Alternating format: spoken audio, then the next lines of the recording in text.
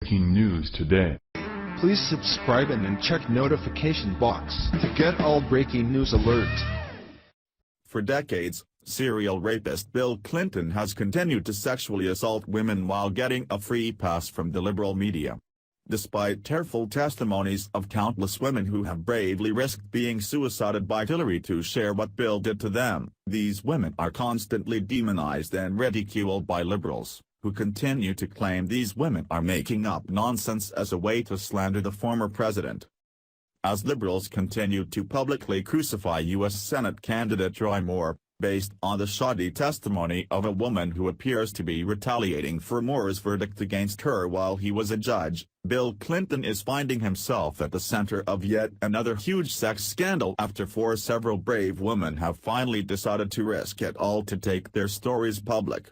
And why Bill's private jet was nicknamed FILTHIEST K1 will make you sick to your stomach. The Daily Mail reports. Bill Clinton is facing explosive new charges of sexual assault from 4 women, according to highly placed Democratic Party sources and an official who served in both the Clinton and Obama administrations. Edward Klein is the former editor-in-chief of the New York Times Magazine and the author of numerous bestsellers including his 4th book on the Clintons, Guilty as Sin, in 2016. His latest book is All Out War, The Plot to Destroy Trump was released on October 30, 2017. The current accusations against the 71-year-old former president, whose past is littered with charges of sexual misconduct, stem from the period after he left the White House in 2001, say the sources. Attorneys representing the women, who are coordinating their efforts, have notified Clinton they are preparing to file 4 separate lawsuits against him. As part of the ongoing negotiations, the attorneys for the women are asking for substantial payouts in return for their client's silence. A member of Clinton's legal team has confirmed the existence of the new allegations.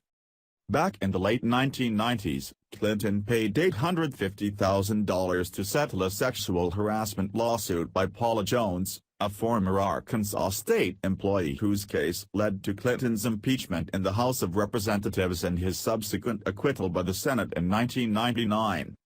The negotiations in the new lawsuits are said to have reached a critical stage.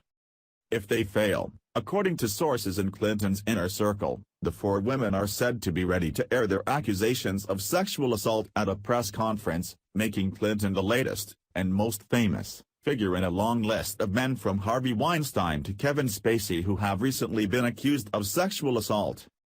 The new allegations refer to incidents that took place more than 10 years ago, in the early 2000s, when Clinton was hired by Ron Burkle, the Playboy billionaire investor, to work at his Yucaipa companies. Bill's escapes with these women were well known to many around him, where he and his buddy Roy Burkle used to fly around the world in Burkle's private jet, which was nicknamed RFK-1 because of all the illegal boning that was going on. But it wasn't all fun and games for these women once they were in the air. These 4 women, whose identities have yet to be revealed, allege that they were only in their late teens at the time, and say that they were all sexually assaulted by the former president. So far, there's no evidence to suggest that Burkle knew about the sexual assaults, which is hard to believe considering this all happened on Burkle's private jet. When Rapey Bill was contacted for comment, he stated through his legal team, "Obviously, I'm aware of the allegations, but can't talk about them."